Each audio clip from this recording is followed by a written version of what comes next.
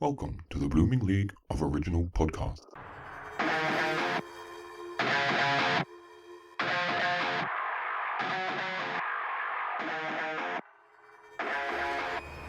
G'day and welcome to Thrash and Treasure, the Torture Chamber musical comedy podcast that wreaks havoc on your Spotify algorithms. Speaking of reeks, I'm Aaron, and I'm joined as usual by my co-host on a different co-host. He is the very model of the Team Metal General. Say g'day to Evan. How you doing? G'day. G'day. I kind of really want a barbecue shape, but I can't because if I touch them with my fingers and I can't touch my face because I might get a pimple. I found that was carbs. I cut out the carbs and I stopped getting pimples. No, it's greasy fingers because pimples are caused by pores on your face that when the grease gets in the pores and it gets infected, that's what makes a pimple. Huh. Okay, Don't you enough. remember the Clearasil commercials where they would show us the animated cream going into the pore and washing out the greasy bullshit on the inside? I don't get my medical advice from commercials. That's where I learned how a pimple was formed. And ever since then, I'm like, I'm not touching my face ever again with greasy fingers.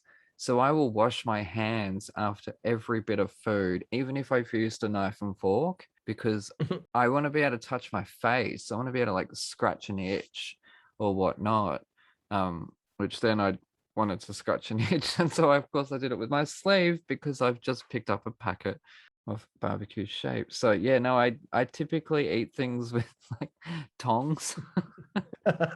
So I'll be like sitting here with a packet of chips and I'll be eating from that with tongs. And or like biscuits, I will eat like a Pez dispenser. For fuck's sake. And I'll push one out at a time and just have one biscuit at a time from the packet like it's a fucking Pez dispenser. Yes, he's single, fellas. He's single. Come and get him. Oh, no wonder. But that would just make it fun, don't you think? Like dating someone that's so goddamn ridiculous that you would just sit there laughing at them trying to navigate a packet of fucking biscuits. I don't know about every day. Of course. Well, I don't eat biscuits every day. Like before I was drinking from this. Sorry, what? I was drinking from my Shapes mini bites like it was a fucking cup. I'm not even joking. I was sitting here like just going like, Well, yeah. How else do you get the shit at the bottom? well, it's not though. Like it's still full. It's not safe to drink shit like that. Like that's solids. I could choke on that. What if a whole bunch of crumbs goes down my throat and I choked? Oh, speaking of which, we had KFC on Saturday night and there was a fucking chicken feather in it. Yeah, I saw that. Help! Someone fucked up a pluck. I'm stuck in lockdown and all this shit keeps happening to me. Oh, it's not fair. But anyways, guess what? What? We have a comedy diva in the studio today, and you bet I'm ready to sit down for his stand-up. Our next guest sizzled on the screen as the Studley Detective Simmons in the 1993 blockbuster Miami Shakedown, only to... Oh, hang on, wait. Wrong, hang on. Our next guest made his debut in 2020's The Big Bad...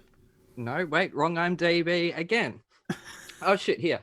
Adam Richards shot into stardom in the cult adult film Dr. Hooters, where he was resurrected as... Hang on, that's... Wait, which Adam Richard are you? None of those. Oh, fuck. Oh, hang on, here we go. Of course.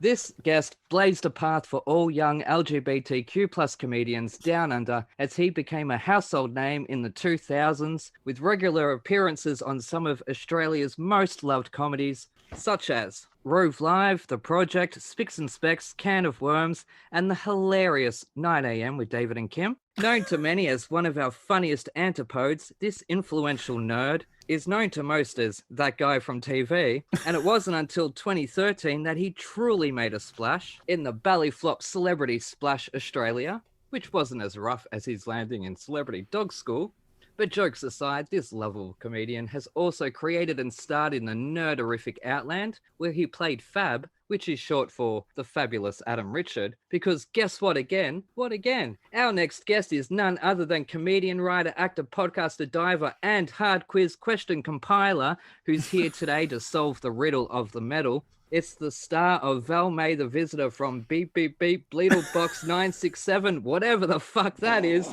The funniest man in Australia. It's the fabulous Adam Richard. Welcome to the torture chamber. Thank you. It's lovely to be in here, being tortured with my IMDb page. Yes. Yes. And your wiki. I have to go to the monkeys My with wiki. typewriters as well, because gonna get at least one thing wrong there. This is all coming from a very small Zaphod Breeble box in the corner there. No idea what. He's like, who? What? Yeah. Dude.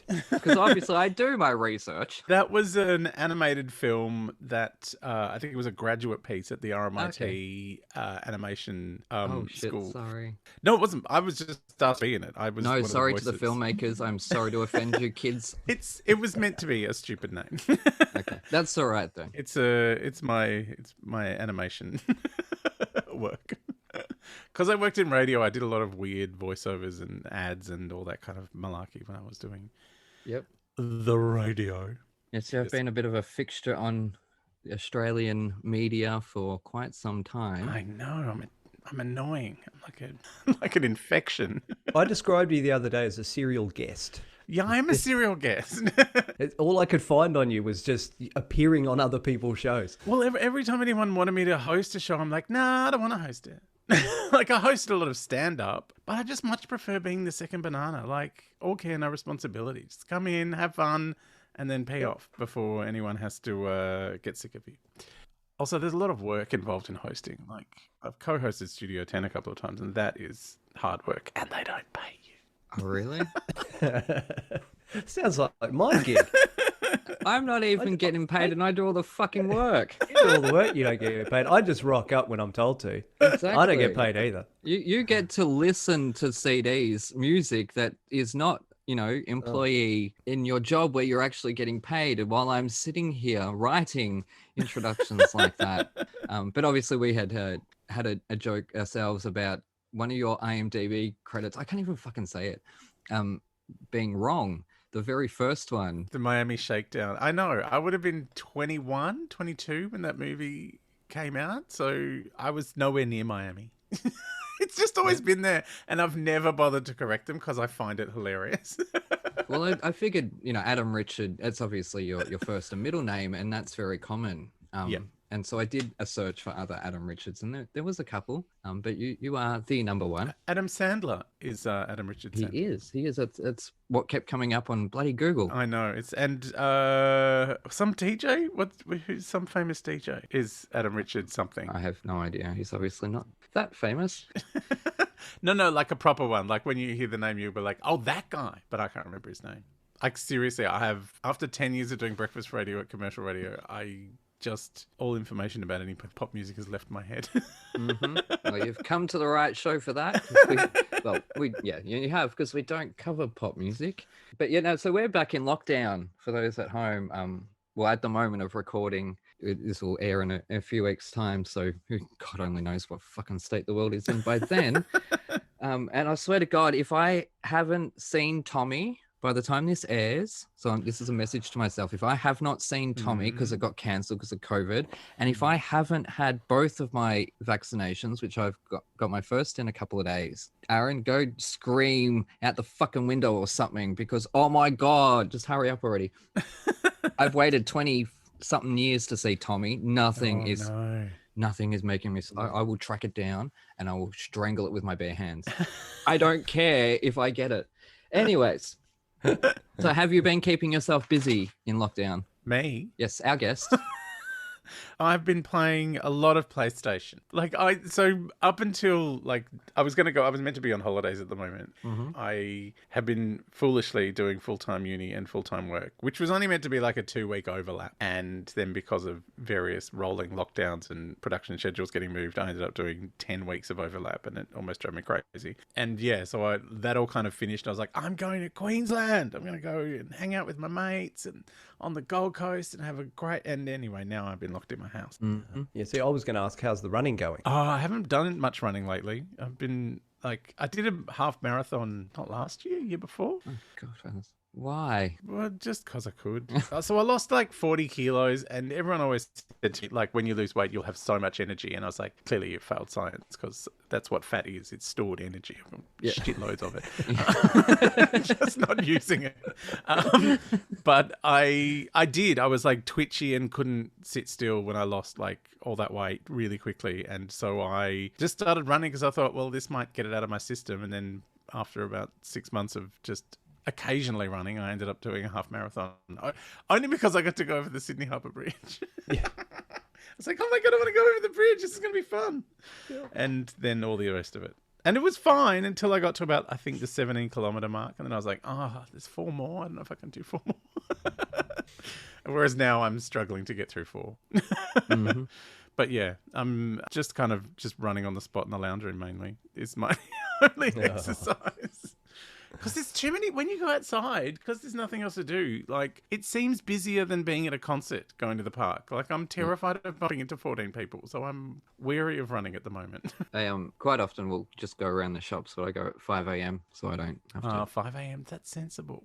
Yeah, because as I was just telling the podcast a couple of hours ago, recently I went to the shops at 5 a.m. and I got stopped by a couple of ice addicts. Oh, fun. So that was fun. Yeah, that was on my way back too. So yeah, that's and there's another guy that keeps following me and he's just really creepy and scary. But so I need to start carrying pepper spray, which I don't have. So I actually carry deodorant because I figured that's going to blind him anyways. So literally walking with a can of deodorant in my hands. I would not want a face full of Brute 33 either. No. Oh, worse, it's Lynx. Oh, that's not deodorant. That's offensive. Just exactly. So it's going to add insult to injury. It literally will. Exactly. So anyways, let's move on with the show because otherwise we 3 dudes could chat about anything and everything. Oh, yeah, God, yes. we could do 2000 AD for most of the day. I'm sure we could talk about comics for about a day and a half. No. So this time, Evan, you have chosen for us. Oh well, I chose the absolute classic 1983 ZZ Top's Eliminator. Yeah. Okay. I just have to correct you. As from someone who works at the ABC, it's ZZ Top in this country. It is. Yeah, I agree. And Adam, you have just completely ruined my whole review. Sorry. All 4 pages worth. I have to go how they say it. They say ZZ Top, it's ZZ Top. I know they do say ZZ Top. ZZ and it's JZ. I say JZ. Weirdly, I've been watching Bones, the TV series Bones, which is on the Disney Plus. I've just been popping it on when I'm doing stuff. And Billy Gibbons plays the dad of one of the characters, but as himself, he plays himself. She's like, "Oh, don't freak out when you see my dad. He's a bit famous." It's like, what? I was like, oh my God, I'm having weird confluences in my life listening to this album, and then he turns up in my Daggy Murder show.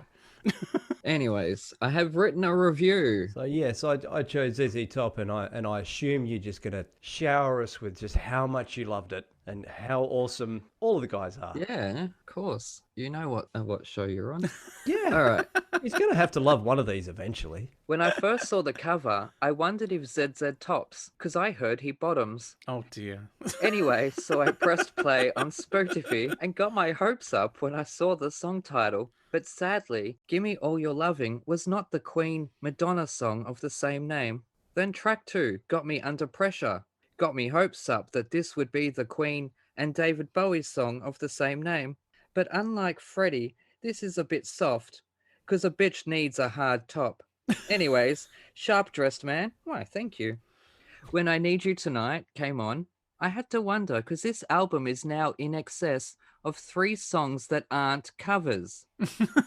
And yet again, numeracy skills are lacking in numerous bands, as I got the 6th was the 5th. And next, Legs, well, Legs are underrated, but this song is not. When Thug came on, I had to wonder if he's single, because TV Dinners is next, and when you're as unlovable as I am, every dinner is sat in front of the TV. I mean, what else is there to look at? My Family? A Track 9? Dirty Dog? Why are you following me? Shout out to Annie. But then the title, If I Could Only Flag Her Down, made me think, geez, no wonder women think men are entitled.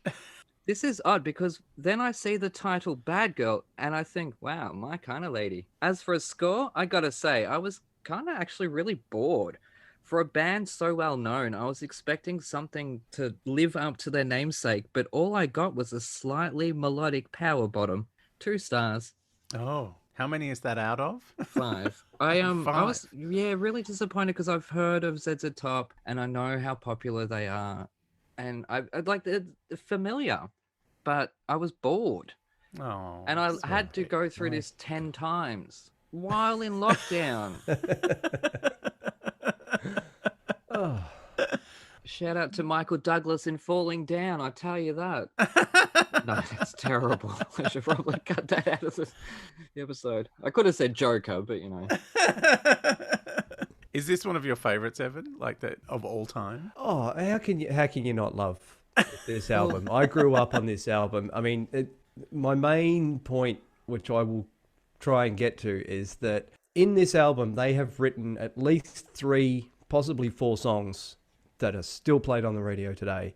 40 years later, goddamn, Legs is probably going to live forever.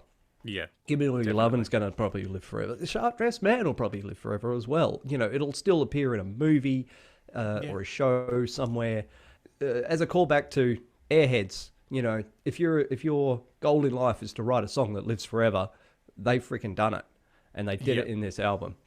Can I just cut you off there? There are so many things like Sunday in the Park with George, Rent, that are all about writing that one song or creating that one piece of art. And you went with Airheads. Yes, I did. Brendan Fraser, how can you not go with Airheads? I am so embarrassed. I just want to say though, It's a classic film. We'll get onto that one later. Yeah, Legs, I was unfair too. That song was all right, but I would look forward to the sequel, Eliminator 2, Judgment Day. Oh, yeah, this is problematic now, this album.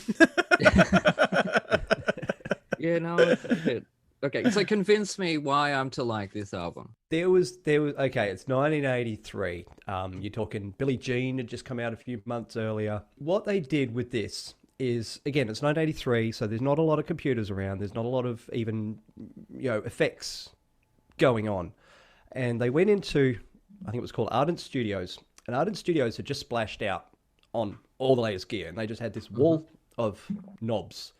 And with, phone book size instruction. That sounds like something I would be into. This is not one of your favorite nightclubs. This is a recording studio with a wall of knobs that actually... Who needs a nightclub? All you need is a glory. glory. I'll just stop now. Sorry. You put your foot in it. Stop saying knobs. Dials. I know. And twiddling knobs. Sliders. Yeah. But that's literally what Billy Gibbons... this is literally how Billy Gibbons described it, is they just went in there and started twiddling knobs. Well, at least one of us is. Anyway, so it turns out... Yeah, so it turns out they've got sequencers and synthesizers and things that can record loops, and they start playing with electric drums, electric bass lines, and doing quite a technological recording that they've never really done before, and a lot of bands had never really done before. They didn't have access to this kind of equipment. Yeah, that came to a bit of an issue where. Reportedly, the bass player and the drummer only had to be there for about half the time because they were sequencing it. And funny thing is, I didn't really notice listening to this album again and then reading about it, knowing that half of it is actually electronic in '83. Who knew? So much so that Lyndon Hudson, the sound technician who helped them do all this gear, ended up getting writing credits for some of the songs and getting paid out something like $600,000 in royalties because he programmed the bass and drums for the songs that are making the money, and he got no credits and he got no royalties. He had to fight for that. Oh wow! But at the end of the day, this thing has sold, as up to 96, sold 10 million albums in the US alone. I'm not sure what the total. No, they've sold 50 million total in their career. These albums are going diamond, so it's like platinum 10 times. It's just incredible. Like, to think that, what would that be? 1 in 30 Americans have bought this album at some point in their life. It's huge. Just There are crazy. a lot of rednecks in America. So it doesn't surprise me. they pulled some massive numbers on this, and that was the other thing. They did a bit of research at the start, and someone figured out that some of the most popular songs on the radio in the 80s were 120 beats per minute, which is, walking pace. Yeah, that's my normal heart rate sitting here, mate. So most of the album is around that walking pace, 120 beat rhythm. So you get those really catchy. That's why it all kind of like barrels along, and you're like, "Oh, is it finished?" Yeah, and Just each put that song on. is pretty much the same tempo. They've said many times this album's all about tempo and timing. And I guess making all the drums and bass electronic certainly helps with that. But no, it's just an absolute classic album. I don't know anyone who could hate this other than that guy there. I didn't hate it. I didn't hate it. I was indifferent. I was disappointed. Indifferent. I was expecting something akin to the Black Album or even Tommy, which I think is the greatest album. Something that is so transcendent beyond the genre. Yeah. That's why it's so massively popular. And I just didn't get it. If you think about it as a tilt at a pop album, which essentially it was, like they'd always been a guitar rock band and quite big in their kind of niche area, but obviously going in and using electronic equipment and sequencing and kind of paying close attention to the beats per minute and stuff means, okay, we're having a tilt at pop. We're going to try and release a pop album. So as a pop album, it is a great guitar rock album. Like the pop elements are fine, but it really and I love the fact that they'll do a 3-minute song, only 2 minutes of which has any vocals in it, and the last full minute is just like it's just going to be guitar shredding until the end. I got the 6. It's like, seriously, it's 2 minutes of singing, and then it's like, okay, I've got the Les Paul, I'm going to go crack it. It's like, and the guitar work on this album is superlative. It is spectacular. It's so precise. Yeah, and there's I feel like there's some really inventive bass playing on is it the Thug song? It's like just down the end. There's all this kind of really bass note shredding going on, which is like, what is happening in this song? It's berserk. But I love that it kind of seems to straddle. It almost straddles like rock, blues, R&B, and jazz to an extent. It's kind of, coming at a very structured song and going, I'm going to do this and this and this and this and this instead of what's meant to be happening. But yeah, the only one that I kind of was a bit thingy about was I Need You Tonight, where the vocals get a little bit strained, a little bit ropey. But to make up for that, it is a 6-minute song. There are 3.5 minutes of absolutely rocking guitars to make you forget about any vocal issues that have been going on earlier. It's a guitar album. It's a great guitar album because that is their stock in trade. That's what they do. They make great guitar music, and the guitars are played wonderfully. There are points of the album where you're like, oh, are they singing again? Get back to the guitar playing. But yeah, it's great. It's yeah. Well, I mean, they're into their 8th album by this point. They're seasoned players for many years. This is just one of their peaks. Yeah, I guess you would say. But they're still freaking going. They can still hold a guitar, and they're going to prop them up on a chair and say, freaking go for it, and they'll still be able to churn this out. Yeah. It's really skilled. I had to do Jimi Hendrix as a topic on Hard Quiz to research, and that gave me a whole new appreciation for, you know, inventive guitar playing. And I think I had Gibson guitars as a topic just recently. So yeah, I've discovered this whole new love for guitar music, which I never really had before in my life. So especially working at a pop radio station, there are very few guitars that I heard that aren't just samples. But yeah, it's I enjoyed this album a lot more than I thought I would. And I knew the hits because I'm old. I was 12 years old in 1983, and you know, you had to know all the songs in the charts when you were that age. No, under 60, you're old adjacent.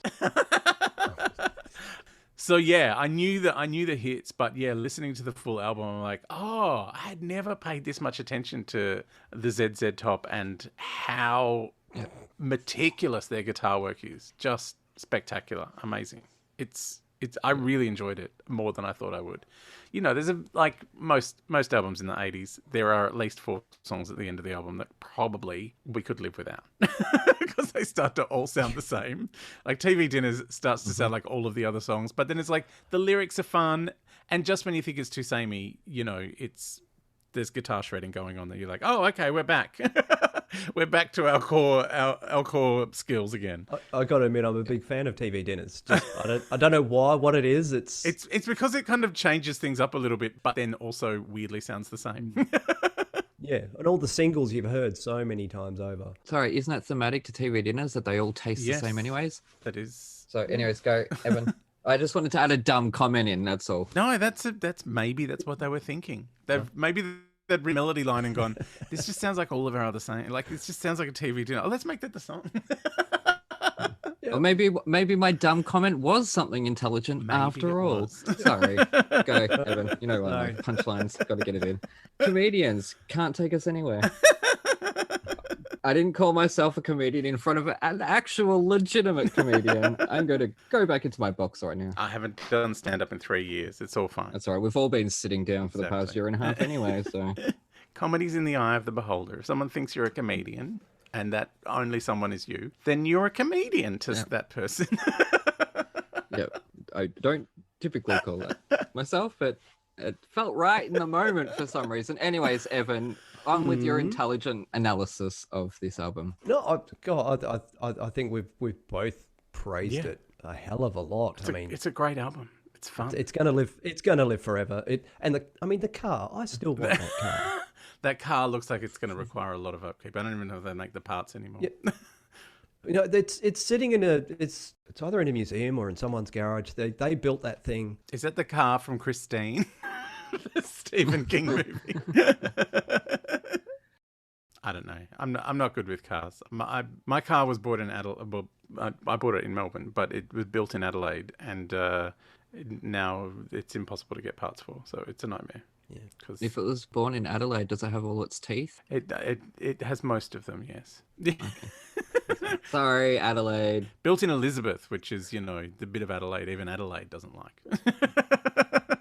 The people of Elizabeth, though, are delightful. Don't listen to those Adelaideans. They don't know what they're on about. I don't know. I've been to Port Adelaide and I didn't get on the train and go into Adelaide. Let's just say that. I stayed at Port. Just for the footy? No, for the cruise ship. Oh. Yeah, no, everyone had gone. Like, I can walk around and do whatever I wanted. No one was peeing in the pool that day except me.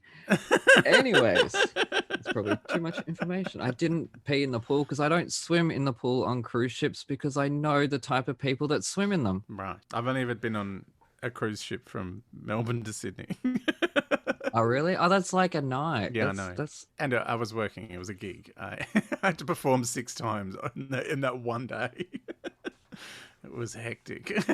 Oh, really? Oh, crap. Yeah, no, and luckily for us, Adam's been writing a blog for 16 years or something? Like that. It's very irregular. Yeah. Yeah. There's a wealth of information in there. I've been doing a bit of binge reading.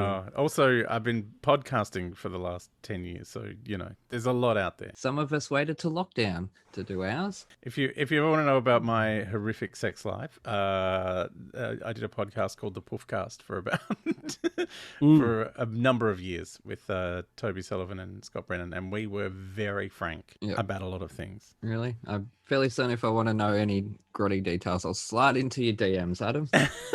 I Anyway, wasn't even sure if I was able to say the name of the podcast, or is that your word that I'm not allowed to say? I know it seems problematic now, but back then it was fine.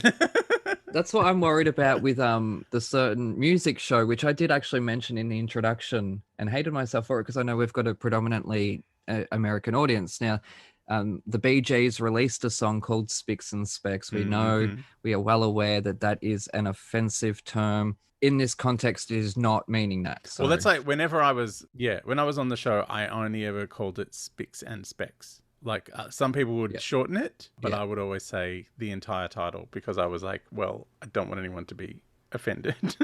Joan Rivers apparently was asked to do it and was like, well, I wouldn't do that. That's racist. Really? Oh, shit. We'll call it Specs. Let's call it Specs. Were you on the John Waters episode? No. Was he on it? Oh, he was on Q&A. The season I was a team captain on is people like to pretend it never happened. So let's pretend it never happened. I actually do have a question about it, which is actually the first one. You were part of the revival of Specs. Do you think it could have lasted had ABC waited a little longer? And if you've answered this question 1,000 times, you can tell me to fuck off. No. I think it probably would have. I think my life would have been very different though. Like losing that show probably drove me to do more interesting things than I would have done. Like I was enjoying myself so much. I could have seen myself sitting there for 20 years. And people were enjoying it. It's just that, it wasn't getting the ratings that they were hoping for. But equally, nothing was. No. Like that was the start of multi-channel and, audiences being spread out across different streaming services kind of were starting up and things like that. So there just weren't the audiences around that people thought there were. Like now the ratings that we had would be considered decent ratings nowadays. Yep. But it was a really weird time. Also, I've been victim of this at least twice now at the ABC where a new head of entertainment or a head of comedy or someone takes over from someone else and their first point of business is like a dog to go and pee on all the benches that the previous dog had peed on. So it was a victim of change of management. Just like, oh, why did that last person put that on? Let's get rid of it. Because, there's only finite amount of money and finite amount of airtime that you can oversee when you're in charge of a department. And if something that you don't like is on, it's like, well, I don't want that. I want to make my own shows. Especially ABC, which doesn't rely on advertising. Yeah. Which also means it's hamstrung by not being able to, I had like 4 outfits they bought for me and they just cycled them around in different combinations because if you're on commercial TV, like you get clothing sponsorship, they just throw things at you. Whereas at ABC, they have to actually go to the shops and buy the things that you're going to wear. Like it is, it's expensive. Well, in terms of that show, which we will call Specs, we know from doing this podcast that recordings can be messy. Now, I know that these comedy panel shows, there's often 3 or more comedians or artists. So what's that like trying to get a word in edgeways? I'm asking on behalf of Gareth. Basically, so your job as a team captain is to, because you had both Ella and I had music guest beside us and then a comedian on the end. And we knew the comedians would look after themselves because they're comedians. They're going to make fun. So our job was to basically, because it's a music quiz show, people are more interested in the music than the comedy. The comedy is just for shits and giggles. Was to make sure the music guest felt comfortable and was having a good time. Making sure Susie Quattro was enjoying herself was my job. And Lord, wasn't she amazing? That kind of was what we had to do, was kind of make them feel comfortable. So it's not so much a case of getting a word in, it's a case of being generous and letting someone get a word in. And encouraging them, kind of like asking them questions when, like I did before with Evan. Make them feel included. You love this album. Why do you love this album? It just comes naturally to me now. I mean, it takes years, to learn that, but yeah, that was kind of my brief, was to be the host for that musical guest that was sitting next to me, and to kind of sit on the comedian if needs be, so that they could, have their time to shine. Not that Susie Quattro, who's been in the entertainment business for 50 years, needed any help, frankly. No, absolutely not. Goddess. But there were other people we had on the show who were, you know, a little shy. Like we had Grandmaster Flash on, who was just a delight, but, you know, needed to be encouraged to tell stories because he was weirdly shy, like, which I found bizarre. Yeah. Yeah, that is the exact opposite that I would have thought. I know. Did you have to push him because he's close to the edge? No, I didn't. He was on Ella's team, but he showed us how to do, how he, like, basically developed beat mixing. Like with a little bit of white chalk, because our buzzers were little 7-inch singles, so he was just showing us on there, and we left it there for the whole series, like this little bit of white pencil where he would just mark up the record, go, oh, that's where the good scratch bit is. I'll head back to there. Well, that's where I know. So I was like, yeah, like, because you think it's all instinctual. It's like, oh, it's like, you know, he's like, no, I've listened to this record. I know this is a good bit. He marked it out for himself on the actual vinyl. Yeah. They got sticky tape all over the freaking albums. So, anyways, we're going to throw it a quick ad break because we could be talking about Spics and Specs for hours. That show was for international viewers. Go look it up on YouTube. It's a music quiz show. So if you're listening to this podcast, there is a slight chance that you like music. Go check out this show. You're gonna love it. It's fun, and it should be plenty with Adam on there. Although you won't find his stand up, as I sadly found out. So, anyways, we'll be back in a moment with Adam Richard.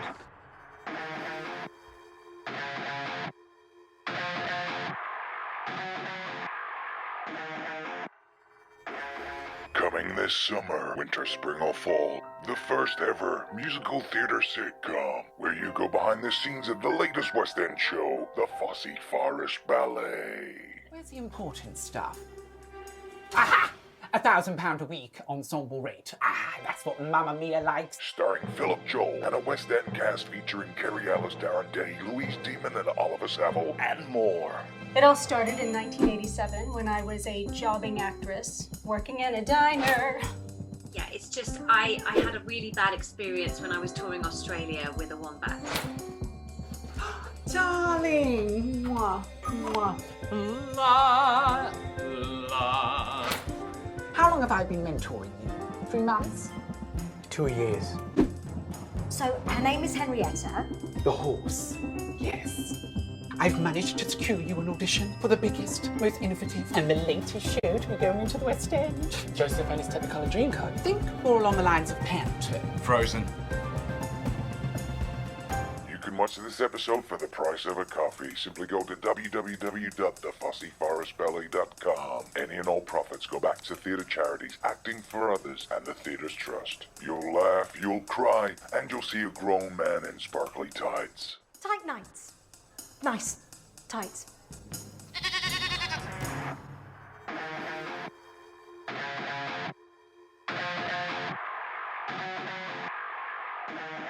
And we're back with Thrash and Treasure. I'm joined by my co-host Evan and our extra special guest Adam Richard. Holy shit. Woo! Just continuing on TV, when are we going to get our middays with Adam Richard? I don't like hosting things. I don't want to be on a midday show. Yeah, you said that before the interview, and I'm like, damn it.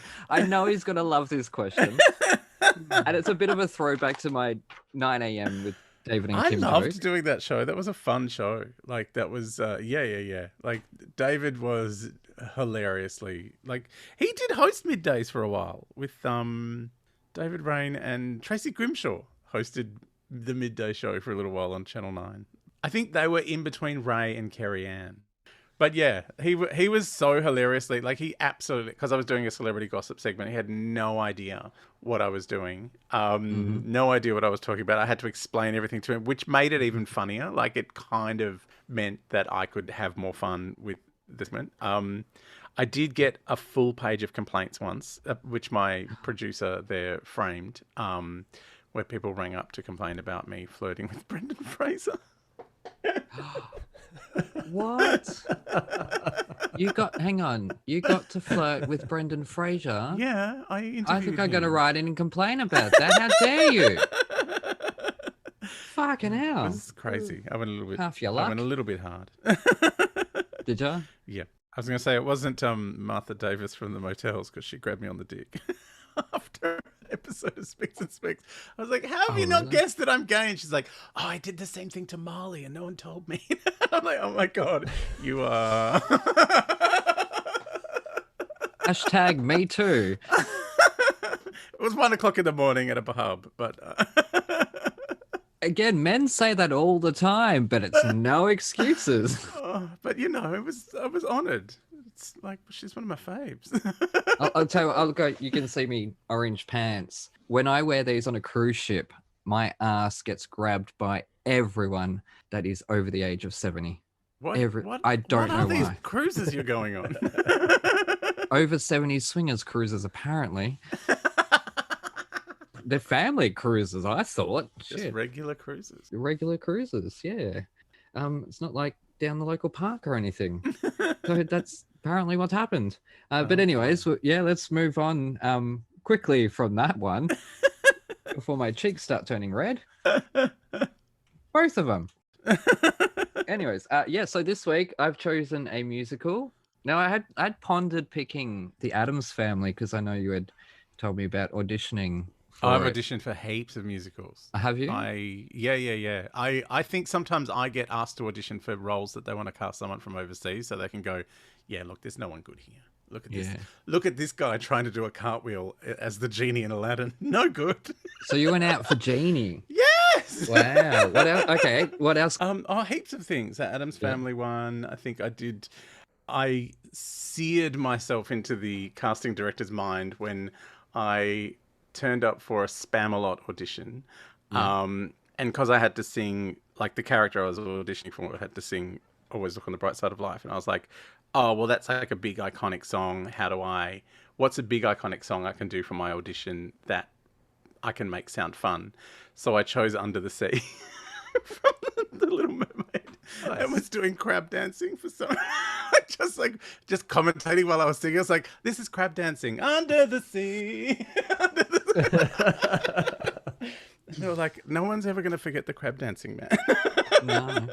No, but apparently they did. And I got down to the final 6 to play Edna in Hairspray. Oh, did you? Oh, wow. Oh, yeah, no, you weren't getting that from Trevor Ashley. Sorry. No. I don't care who anyone is. Trevor Ashley, that was his part. Yeah, I kind of got that impression when we were all given like these moldy-old wigs and, you know, someone did our makeup and then Trevor turned up like as Trevor. I'm like, oh, yeah, this is a thing. Yep. Also, like when I was doing radio, every year, we would basically crash a musical in Melbourne.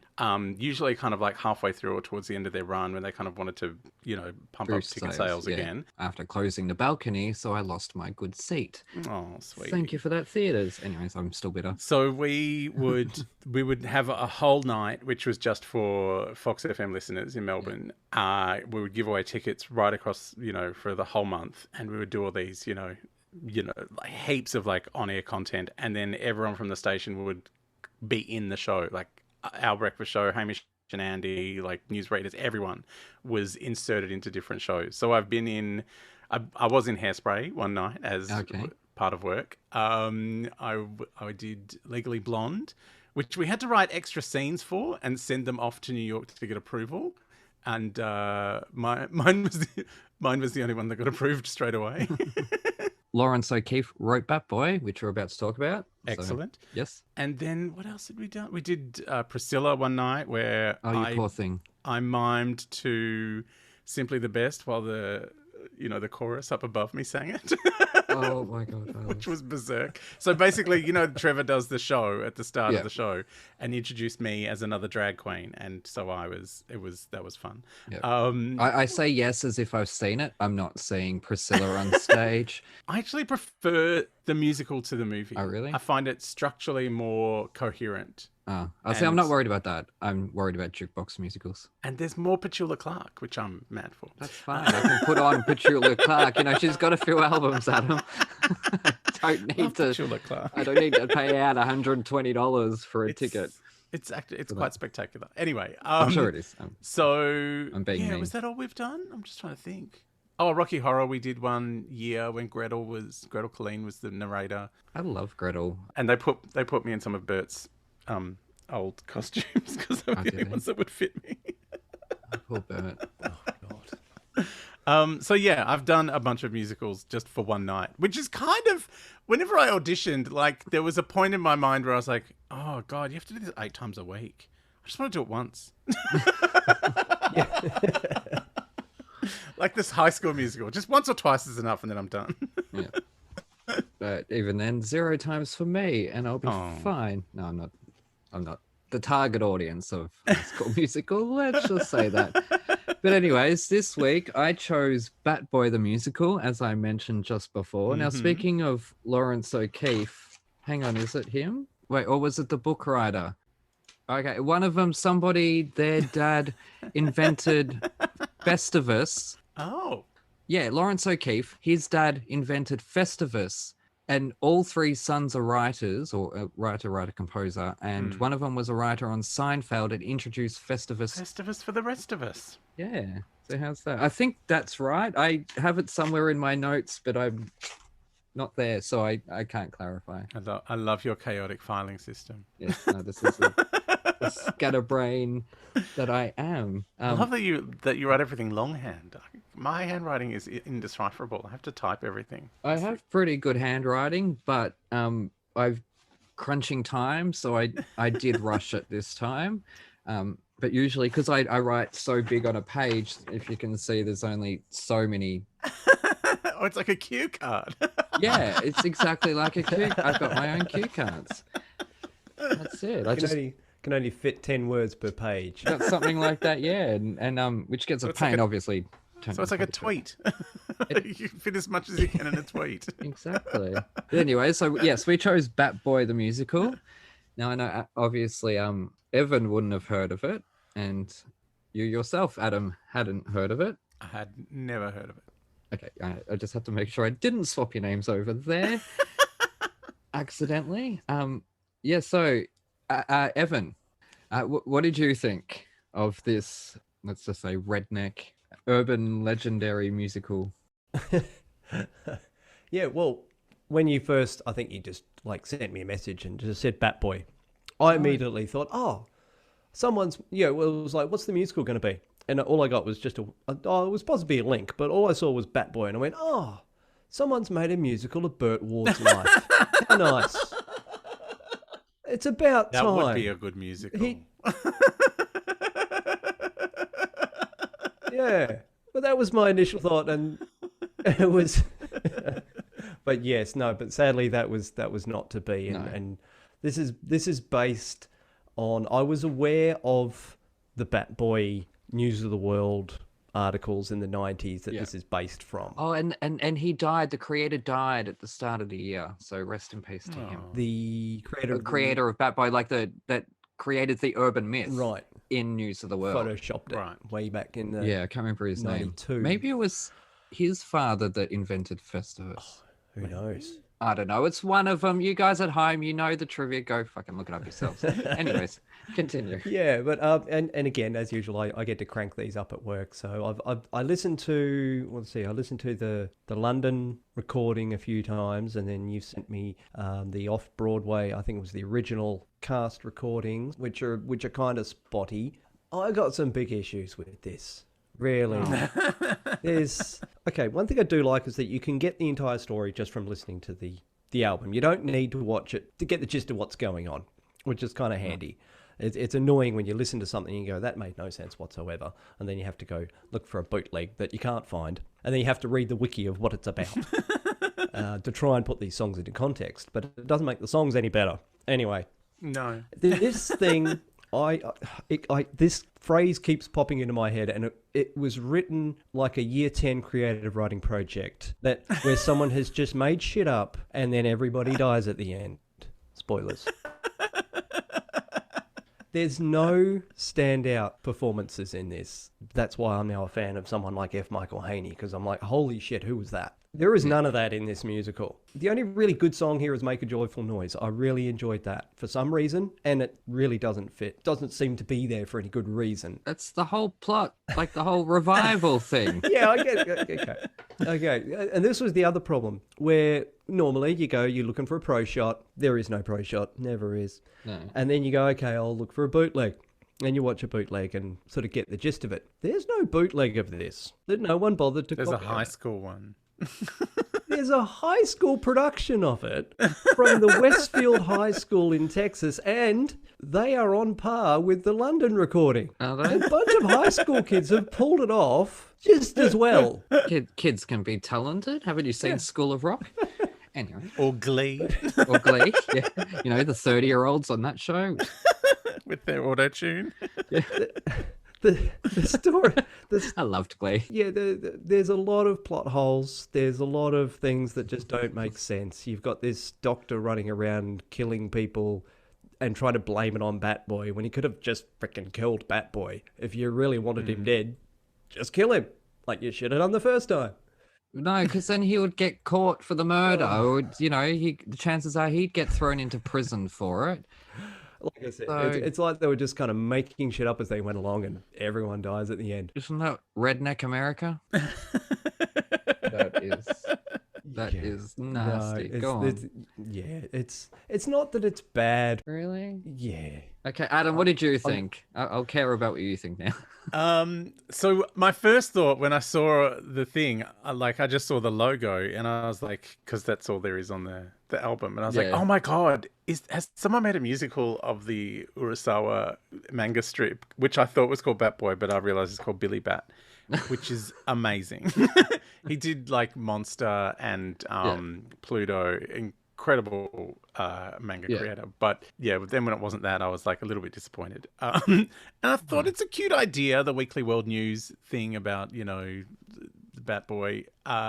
Although that was kind of a genre at the end of the 90s, like doing kind of a weird schlocky, trying to take an old horror trope and trying to turn it into a musical, trying to ride the coattails of your Rocky Horror or Little Shop of Horrors kind of thing. I fear this is going the same way as Evans. And I'm suddenly not happy. So the other thing that was big at that end of the 90s was the Ashman and Menken musical, and they are amazing. Like, they are so good at writing a bunch of pastiches of different musical styles and creating a cohesive musical out of it, you know.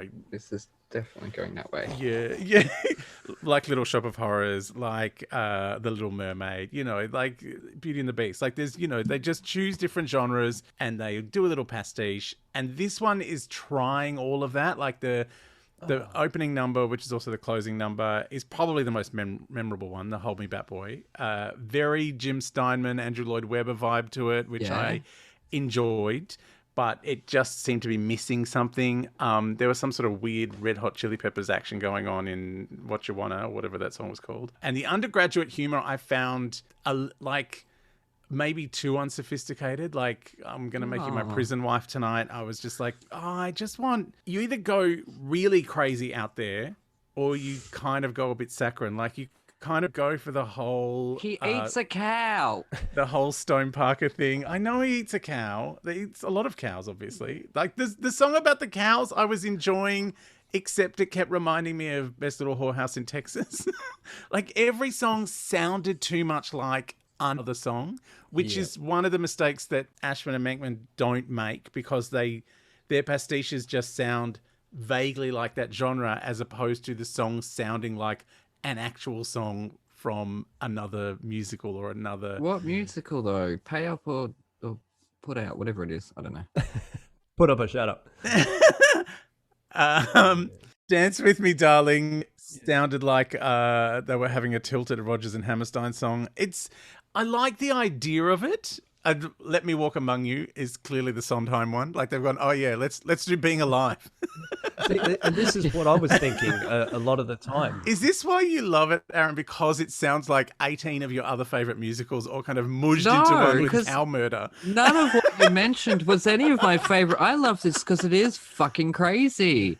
It is crazy. You both heard. I had this guaranteed 5 stars from Team Metal, and No, Adam's touched on one of my issues with it is listening to it is I don't know who this is for. Yeah.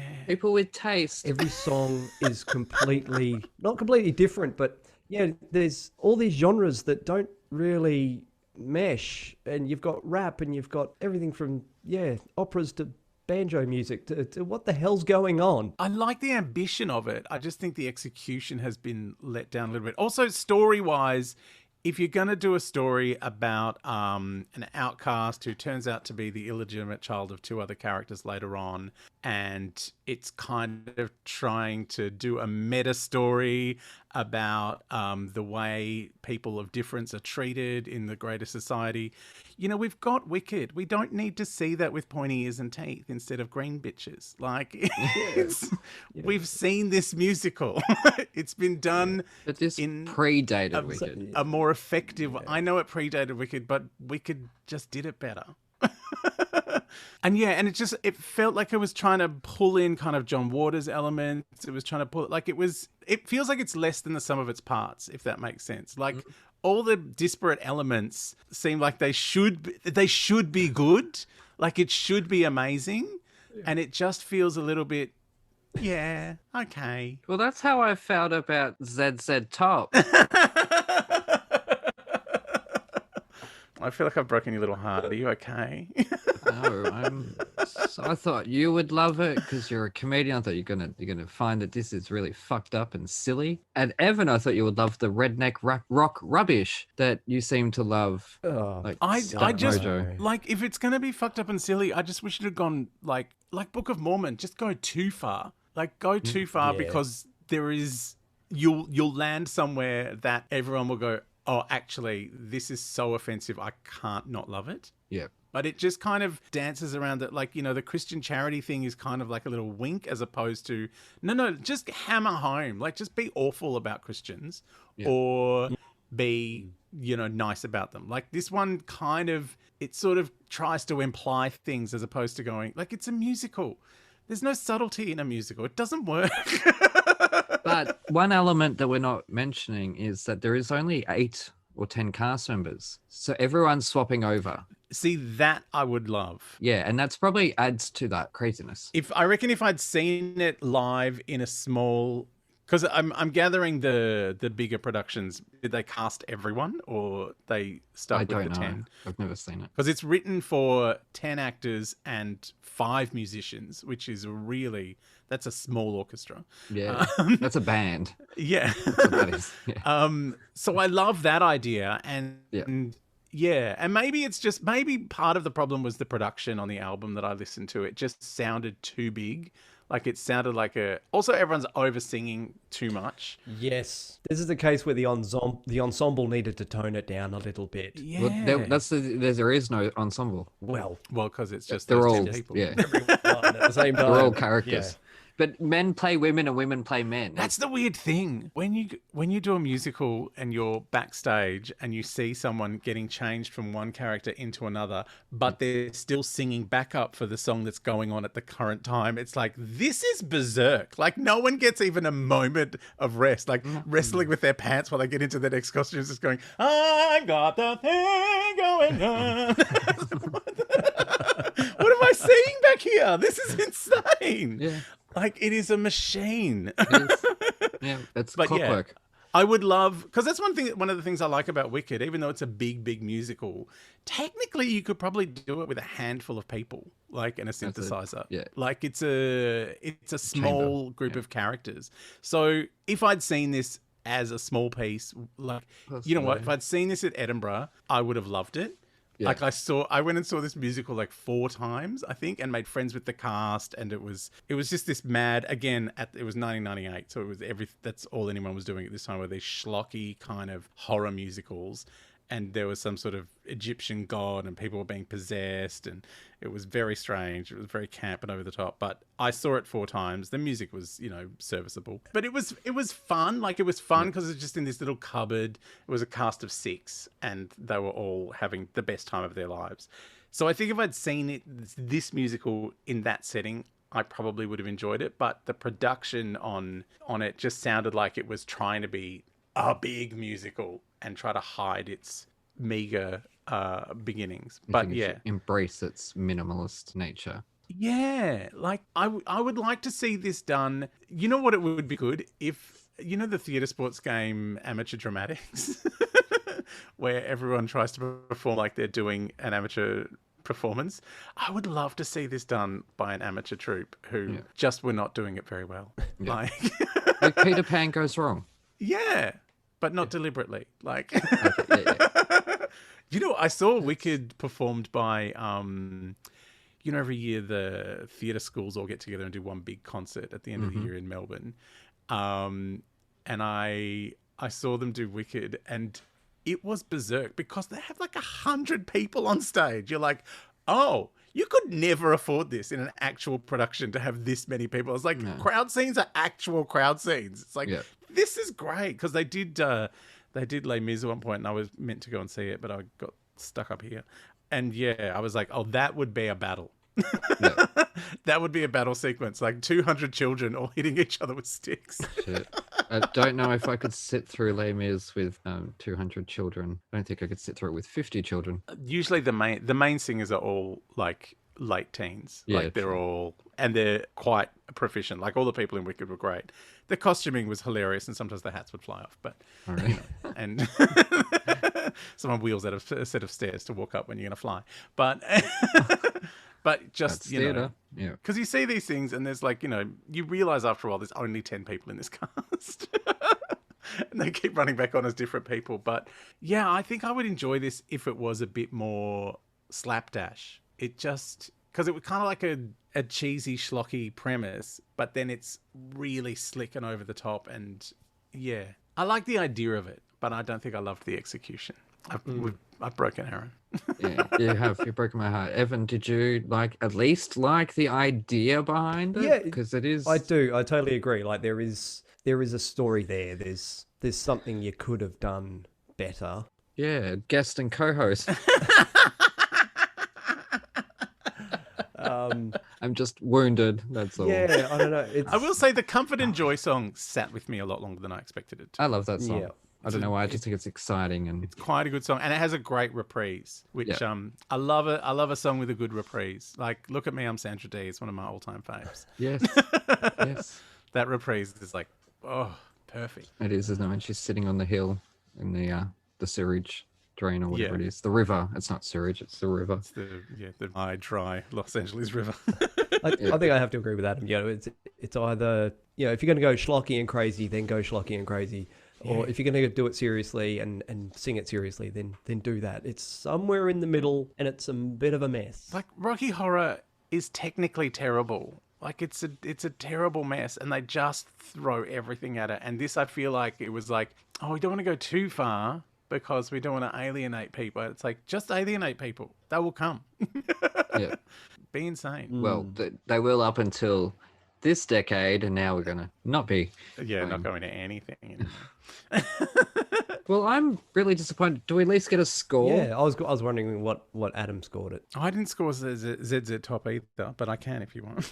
Oh, no, I guess they're happy to do it as they wish. I would give the ZZ top, I would give that a solid 4 out of 5. Nice. Take a 4. And this I would give a 2.5. Right down the middle. Yeah, like there's a lot to like in it. It's just I feel like the coat hanger is not very strong. For this heavy dress that's hanging on it. It is the gayest metaphor I have heard on this show that is hosted by a man in orange pants.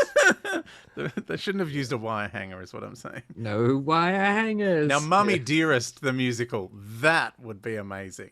Yeah, it's probably been done. That's Harry. a piece of schlock that would be an amazing musical. You know how rabid gays are. You know it's been done at some bloody cabaret bar. I've seen it done as a drag show. Exactly. It's been done. Of course it has.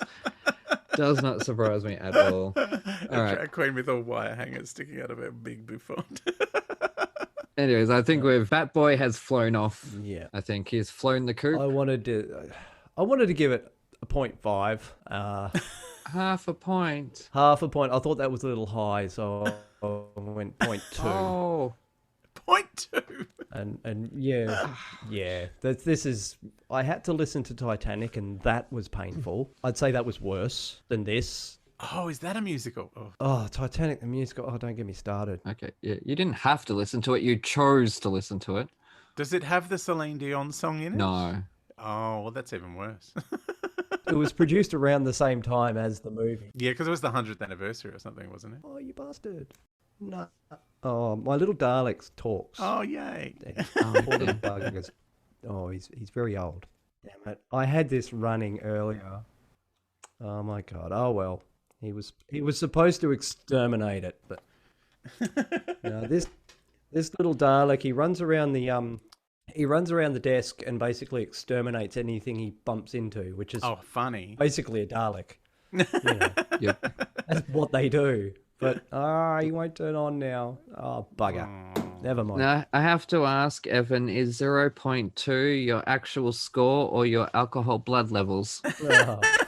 You can still drive. Anyways, we'll throw it to a quick ad break.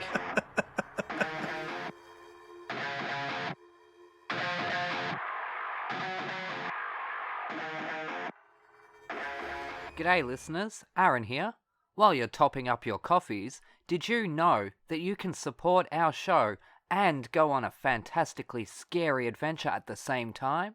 Go to www.thetonistantales.com/bookstore to grab your copy of The Toniston Tales, a darkly funny Aussie trilogy about a young boy who rescues injured animals in his spare time and the roller coaster ride he's taken on by a literal fish out of water.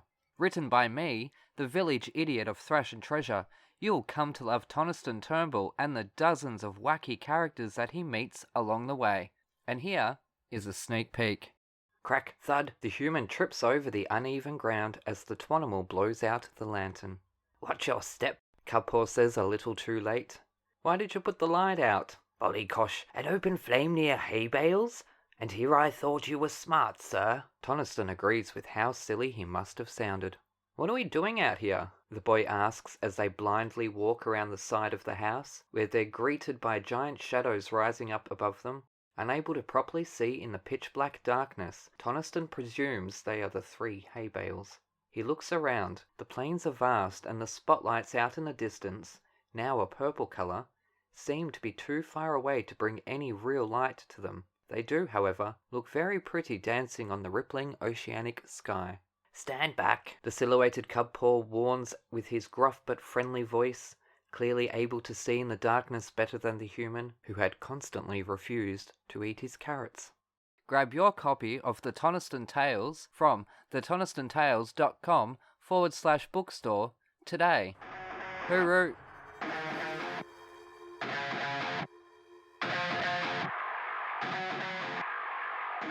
Alright, we're back with Thrash and Treasure, and we're joined by Australia's #1 comedian, the funniest man on this island, Adam Richard. And I have to ask is, because you've had discussions on this show about comedy and the difference between my written jokes and that which just comes out of my mouth because I'm a heinous bitch. So what do you find easier, that natural improvised sort of banter comedy or writing an act? I stopped writing after a while. Like I write for a living now, but for stand-up, there he goes. There he goes. Took a while. My process, just like I would write stuff and memorize it and then do it on stage, and it was never really going anywhere. And all the shit that I came up with in the interim while I was trying to remember what I'd written was better than anything I'd written. So that just became my process. Like I wrote out loud with my mouth. So yeah, this is me. This is what I do. I just talk. I talk puffy and hope for the best. Sort of hold your nose and jump. Yeah. That's how we do anything in life in the past year or so, I think. But yeah, writing I mostly do for other people. So it's I wouldn't trust myself with my writing. No. Well, I believe you had something prepared. Oh. I'm going to freak out my fiance who's sitting on the other side of this office. So, cause this musical reminded me of that kind of schlocky late 90s idea of like, they would just make a musical of anything. And I used to have this stand-up routine where I would talk about, like there was a Footloose musical and there was a Flashdance musical and everything was becoming a musical. And I started imagining musicals starring, I imagined So Thelma and Louise apparently was actually being considered for a musical for a while. Like, this is a true thing. And also apparently Cher was originally cast in Thelma and Louise, and turned it down because she didn't like the ending. She wanted it to have a happy ending. So then I imagined Cher in the Thelma and Louise musical. In like just going, Thelma, don't ask what if, drop this car off that cliff. Which then I went on to think about Jurassic Park the musical, which of course Cher remembers because she was there. Don't go walking after dark. My teeth are sharp like a shark, and I'm gonna eat you here in Jurassic Park. So I just had this whole bit, and then for some reason it morphed into a bit about Silence of the Lambs, the musical, which is a great structure for a musical.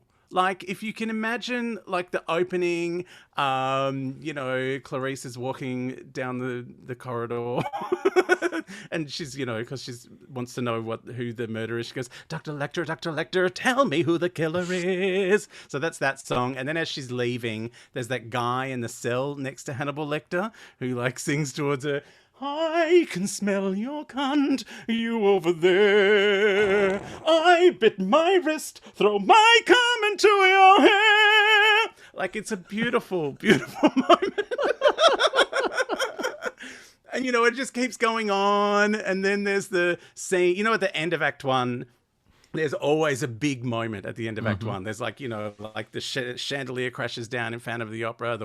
The witch takes off at the end of Act 1 in Wicked. Like, it's like it leaves you hanging for the next act. So the end of Act 1, I'm seeing on a revolve. Hannibal Lecter comes out in the trolley at the airport, all tied up with the mask on. And there's the senator over there. He goes, Senator, love your suit. And then the stage swings around as he's singing, love your suit, love your suit. And like all these Queenie guys are pushing him around in the trolley, kicking their heels up. And then the stage swings around, and on the other side is the serial killer in the nude with his dick tucked between his legs going, love my suit, love my suit, love my lady skin and hair suit. So that's the end of Act 1. And Act 2, you've obviously got the love ballad where they're having the exchange of information and they touch fingers through the bars. It's like, quid pro quo, I fear that he will eat me, say it isn't so. And then you get to the end of the musical, and finally it's been 3 hours of singing, because musicals always go for way too long, and you're like, why the fuck is it called Silence of the Lambs? No one has stopped fucking singing this entire time. And that's when he rings up from Panama, and he's wearing the Panama hat, and he's about to eat his old psychiatrist, and he's going, has it stopped, Clarice? That awful screaming of the lambs.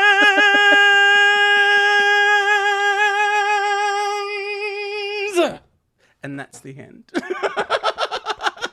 Now, for our New York listeners, there's producers on Broadway. Hit me up. I will get you onto Adam, because holy shit. Where's the Fava Bean song? There should be a Fava Bean song. I can't do it. Yeah, that's it. Oh, God. Goodness gracious me, that was. So that was my show stopper for a little while. I would finish on that when I was doing stand up. It could be done. I can't believe it all just came back to me then. I was like, oh wow.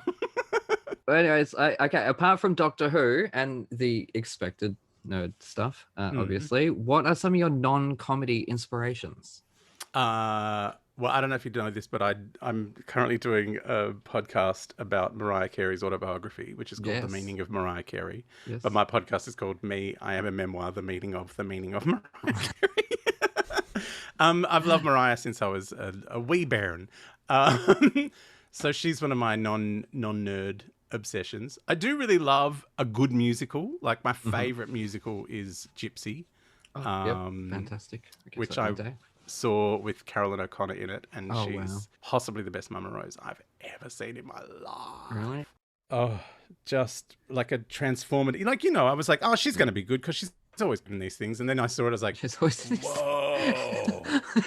I was like, she's always good. Like, but it was just like, you know, when someone exceeds your expectations and you're like, oh, fuck, this has been one of the most amazing nights of my life. And it was just, you know, it was just a cute little production company version of it in Melbourne. But I know she'd done it, like, I think she'd toured it throughout the UK, so she'd done it a lot. But yeah, so good. But yeah, I think that's why I was so disappointed in Bat Boy, because, you know, like, Gypsy has this whole kind of apocalypse going on in between the whole mother and daughter story and the family tragedy. Basically it's about the death of vaudeville. Like, it's this musical about, you know, the end of something. And I feel like that's why I was a bit disappointed in Bat Boy, because it was just kind of like trying to dip its toe into thematic elements as opposed to going, here is a big picture thing and we're going to tell a story across it. And yeah, I love anything. That's the other reason I really love Wicked, is because it's like, you know, the big picture is just as impactful as the personal story that's going on. Like, this whole idea of, like, if you're not with me, you're against me kind of thing. And yeah, I'm really into a lot of things. I've been watching Bones. My favorite show at the moment, I think, is For All Mankind on the Apple TV Plus, which is berserk. It's like about the space program in an alternate world where the Russians landed first on the moon. Oh, okay. And it's like a kind of if you can imagine, a mix between Mad Men and Interstellar and Watchmen. Like, it's really intense, really well-written show. Just, I sit on the edge of my seat every night just going, no! Have you checked out Schmigadoon? I have. Yeah. Again, charming and delightful, and manages to do pastiches without it seeming like I wish I was watching that other musical. I know, Evan, you've checked it out. Did you like it? Yeah. I'm actually up to date with Schmigadoon. Yeah. Well, obviously the musical references, I'm not going to get a lot of them. No. You know, They're all Rodgers and Hammerstein. Like, I ended up watching. It's either like direct rip-offs of Oklahoma and things like and that. Some Enchanted Evening. Finian? And Brigadoon, obviously. Oh, yeah. No, I think you really have to like musicals to like this show. I'm really only watching it just so I've got something to talk about with Aaron. Yep. You sound like my parents. The only thing that bugged me so far is when they initially come over the bridge, they use CG smoke. I'm like, why? You just walk through real smoke to go in, and then they walk out through CG smoke. Just why? It just made no sense. Yeah, they use smoke a lot to create like depth of field, and maybe in the studio they needed it to create. And by pumping in more smoke, they would have actually given away how they were. Because the other one was outdoors, so that's fine. You get actual depth of field. But when you're creating false depth of field in a studio, you pump a lot of... Like, we pump so much smoke into Hard Quiz, make it look like a bigger studio than the cupboard that we film in. Yes, we've heard the jokes on that show. We know what you're smoking. So, yeah, I reckon the CG smoke was basically because... you can't film through two types of smoke at the same time. Yeah. There's Atmos smoke and then extra, like it just, I reckon it was logistically impossible. It was really noticeable. That's all, really. But no, but I would guess that that's part of it. It's like making that world look bigger than it is by pumping the room full of smoke, which is a nightmare for the singing actors. Give us your best performance. Which could be the other reason to use CGI. Yeah. Oh no, I bought the Apple for the Mariah Carey Christmas special and I haven't given it back. All right. I'm not surprised. Okay. Now, I have a fun sort of hypothetical question. Okay. You've said yes to all of these hypothetical shows. Which ones did you say yes for the paycheck, and which ones did you do for the love of it in a game I call Passionate or Cassionate? Yay! A pun! Yeah. Are you doing this for love or money? Celebrity pooper scooper. Celebrity pooper scooper. That would be with dogs. Or well, you'd hope. Yeah. Could be camels. It depends what network it's on. 7 for the cash. Yep. 10, they have no cash. No. You would really need to convince me. Well, it's on 9. Oh, it's on 9. Yeah. Oh, yeah, no, that's difficult. Yeah, I don't know. It depends who else was on it. Or Well, clearly it will be Chappelle Corby, right. Carrie Ann Kennelly. Oh, yeah, Carrie Ann. It's fun. Who else do we get? There'll be someone from the block. Like Amity yeah. Dry. Is she still around? Amity the Lighthouse. Oh, no, that song's going to be stuck in my head for a week. This show could possibly work. You know, you go walking your dogs with a celebrity and do a walking interview. It works. Yeah, and then while the celebrity picks up your poop. Mm-hmm. Yeah, and they have to collect a certain weight worth in order for that money to be turned into charity money for somebody else. So celebrities shoveling shit for charity. Yeah, look, I think cash in it. Celebrity pooper scooper. Yeah, I don't Well, know it's if I for can charity. do You're not getting paid, mate. I don't know Sorry. if I can. No, we get paid. I don't know if you can do a third, like, celebrity show in this country without becoming the Australian Hasselhoff. Like, I am really scared. Yeah, I watched him for maybe 2 hours sign autographs. Oh, My eye was twitching for at least 90% of that whole time because the fans of his are I know. Bless them.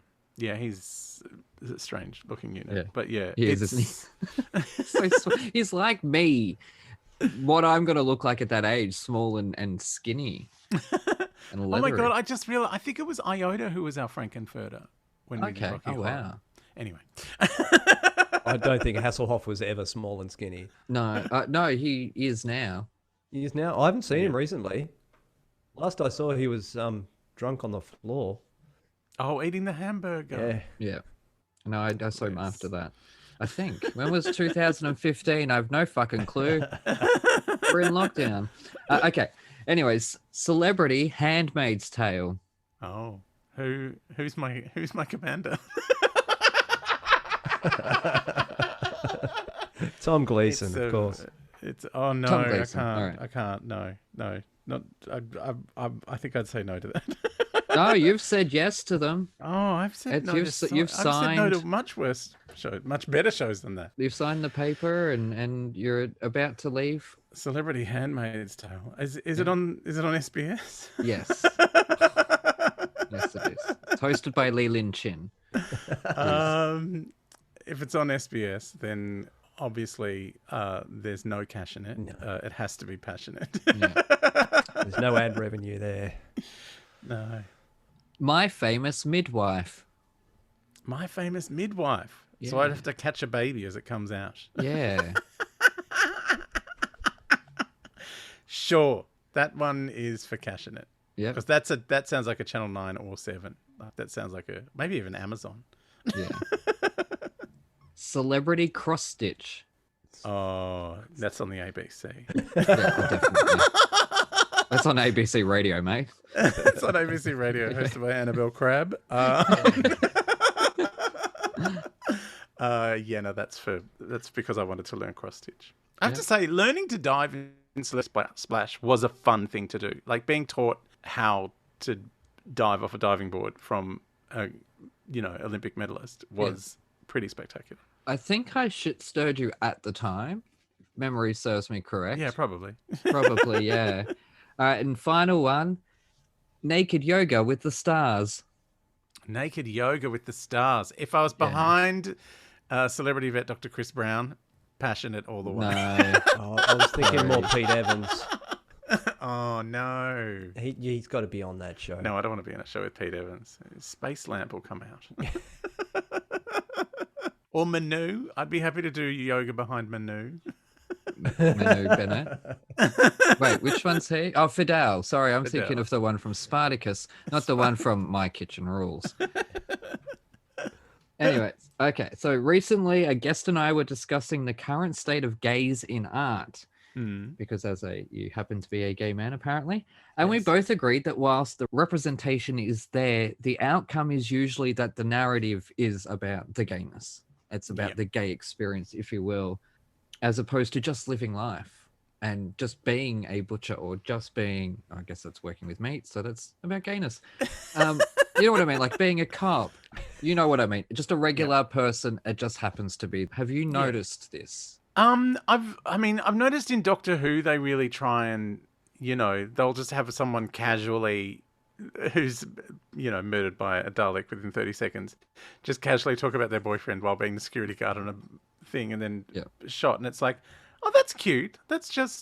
He just happens to be gay. Like, it's not all we can about... die like everyone else. Yeah. Like, and I think it's becoming more a character trait as opposed to a plot device. Yeah. I remember when we were making Outland, a few people tried to say, oh, you need to have a straight character in it. And I was like, no, you don't. And they're like, why not? And I was like, because you instantly set up the dynamic of when is this person going to turn gay, or when are they going to become homophobic and bash someone? Like when is that moment going to happen? And because everyone else all the other characters were gay, and it's like, then it becomes a show about gay people interacting with the rest of the world. Like, when it's all gay people, you just get to ignore all of that kind of sexuality politics, because it's just gay people talking to other gay people. So they're just like, now it's an arts administrator talking to a rich kid and an unemployed person. Like, that's all it is. I thought you were talking about us for a minute. Shit. Yeah. But that's essentially, as soon as you bring a straight person into that mix, because of, it was 2010 when we were making it, like, that was what people would expect. And it would be confusing to them to have a straight person there who didn't do anything other than be a straight person in the mix. And there was a reviewer who complained that there were no straight people in it and got fired. But yeah, I think that does happen a lot. But, we're moving through a period of having no visibility or only being weird serial killers, to being, just like one of the members of the cast. Like, like if they redid Friends now, one of them would be gay. I personally don't know if I would need that. We don't need a reboot of Friends. We don't need Friends, the parody musical, or any of that. Right. Is there like a get out of jail copyright card if you say the parody musical? Yeah. Unauthorized parody musical. I'm sick of it. It's cheap, it's sleazy, it's easy. You know what I get frustrated with is all of the episodes of this TV series in an hour, or all of the works of Shakespeare in an hour, or all of the... I saw a poster of that the other day. There was a Harry Potter. It was like all the books in 60 minutes. And I'm like, what is that? What is that? What that is it's more annoying than it sounds. Really fucking hard work that someone else who wants to be famous has taken, butchered, shit all over it. Not that that's happened to me. Anyway, sorry. This is like the equivalent of TikToking a novel. You're going to take something that takes 20 hours to read and condense it down to one. Yeah. And then repackage it and sell it as your own. It's not like Cliff's Notes. It's not. Fandoms have no respect for intellectual property or copyright anymore. You only need to look at, say, when Avengers Endgame came out in cinemas, right? All you had to do was go on YouTube 2 or 3 days later, and people were already standing in front of green screens or blue screens with the bootlegged movie playing, while that man stood there and said, this is all the Easter eggs in this movie that's just been released in cinemas. So you're not fans, you're taking intellectual property and making money from it in the laziest way possible. Stop it. I get so frustrated with here's all the Easter eggs from this thingo, because it's usually just like, so here's a thing that you don't know that was in the comic books. It's like, yeah, I do know that was in the comic books. Yeah, because if you're watching that, you're a fucking nerd. Yeah. So you're going to know all the references anyways. I'm looking forward to the Jane Austen cinematic universe. Here's all the Easter eggs in Mansfield Park. It'll be done by Disney, so there'll be hidden Mickeys as well. Yeah. Here's all the Easter eggs in Pride and Prejudice. In the novel, her name's Elizabeth Bennet, and in the film, her name is Elizabeth Bennet. That's not an Easter egg. It's just an adaptation. That's exactly. The thing. They're adapted from comic books. It's an adaptation. It's not an Easter egg. It's a thing from the comic that they put in a... Oh, I know. We'll head up now. I completely agree with you, but I think there is a difference between waiting till they've come out on DVD or Blu-ray. Oh, that thing. That's a mess. Like and that's yeah. as opposed to doing it 3 days after its cinema release and claiming you're some fan. No, the Wow. disrespect to the artists there is phenomenal, but people keep doing it. There's a thing with writers at the moment to rewrite someone else's work in their own style and publish it on their Patreons or their fucking Amazon things and stuff like that. Oh. It is plagiarism. Certainly sounds like plagiarism. Yeah. Yeah, redrawing someone else's art. Unless it's out of copyright. You can rewrite Jane Austen because she's well dead. I don't think so. I think it's things that they love, like Harry Potter, or even something like To Oh. Kill a Mockingbird, which is not in public domain yet because she didn't die all that long ago. No. We have to That wait won't be. 98 years for that or something Oh, like that. it'll be forever by the time that comes around. Yeah, so Every time what Mickey Mouse gets close to being public domain, it gets pushed out another 10 years. it does, doesn't it? Somebody changes a law somewhere, somehow. Like that. Which is like, I think it's next year Mickey Mouse is due to become public domain. Possibly, yeah. I don't blame them for holding on to that, though. I remember when Betty Boop Yeah. became public domain, and then it was just everywhere. It was just every towel, every cushion, every lunchbox had Betty Boop on it, just because, like, you know, they've public domain, open slather. If you want to make a musical, the original A Star Is Born, the very first one, the film is in public domain. But I've never seen it. You can download it off the internet. I've never seen a Barbra Streisand film either. Okay, now... Something wrong with you. Yes, speaking of something sad or something wrong, describe your image of a world without the ability to laugh. And would we find another outlet for that gut feeling that we get? Like that's From where comes laughter? from. Yeah. We'd probably fart a lot more. That was what popped into my head. We will fart with approval. Really? I thought thinking bash my head against the wall and you guys go with gas. I think I prefer your option, actually. Yeah. Yeah, I can see them going, oh, he must have really liked that one. I feel like laughter can be used in a good and a bad way. Yeah. Like laughter can be an awful thing as well as it can be. We're going to laugh at you. Yeah, it can be used against people. So yeah, it's a double-edged sword already. So whatever, if there was no laughter, there equally would probably be something else that happened that people would find A, enjoyable, and B, able to weaponize against people they don't like. Yeah. Okay, well, if you had the power to block any movie or TV show from ever being rebooted, what and why is it the Kardashians? How would you reboot the Kardashians? I don't fucking know, but you know they're going to. I don't need it. Reboot them out the fucking door, that's what. Yeah, no, I think like they just kept having younger ones. Well, they'll all have children and then they'll film them. That's what. No, thank you. I've never watched Drag Race. I had to watch a bunch of them. Oh, you just broke him. I know. I had to watch a bunch of them. It was someone's topic on Hard Quiz, and I ended up having to write it. So wait, you've just said you've never watched Drag Race, but then you've said that you've had to watch a bunch of them. So have you watched Drag Race or have you never watched I've it? never watched it for pleasure. Oh, okay. That makes more sense, yes. I've never watched it as I'm going to watch this show. I Okay. have watched chunks of it for, research purposes to write Yep. questions. Should just For- message me. There were two girls in the office who were just like, all right, give me a rundown. What do I need to know? And they were great. I didn't watch it for personal reasons in that I worked behind the bar in a pub in Melbourne that had drag shows. And when you've worked with drag queens, you probably don't want to inflict them on yourself for entertainment. Like it's as catty and shrill and annoying as you could possibly imagine. At least you can like Drag Race finishes after an hour. A 6-hour shift in a pub is 6 hours.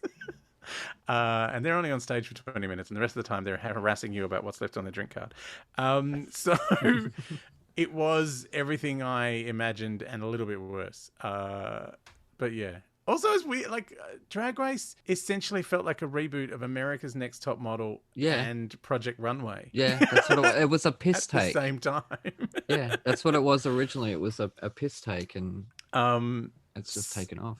But yeah, I don't know. It feels like that's all anyone talks about now. Like all my gay friends only have one topic of conversation, and I'm like, My conservative mother is binge watching Drag Race as we speak. She's gone through from seasons 8 to 13 in the past couple of months. Has now gone back to season 1.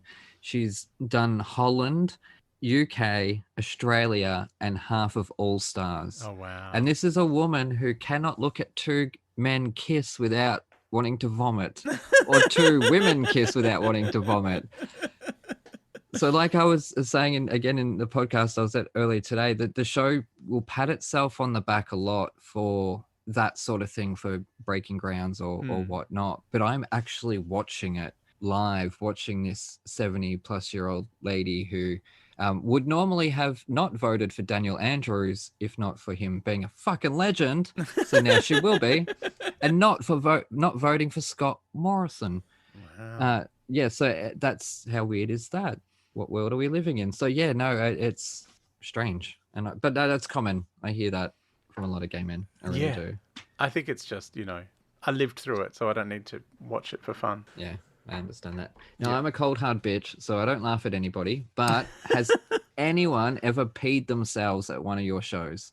Possibly. I mean, women of a certain age enjoy my comedy, and after childbirth, things get a bit loose. So, very probably. Just the law of averages. It's bound to have happened at some point. The first person I ever made pee with laughter was my mother.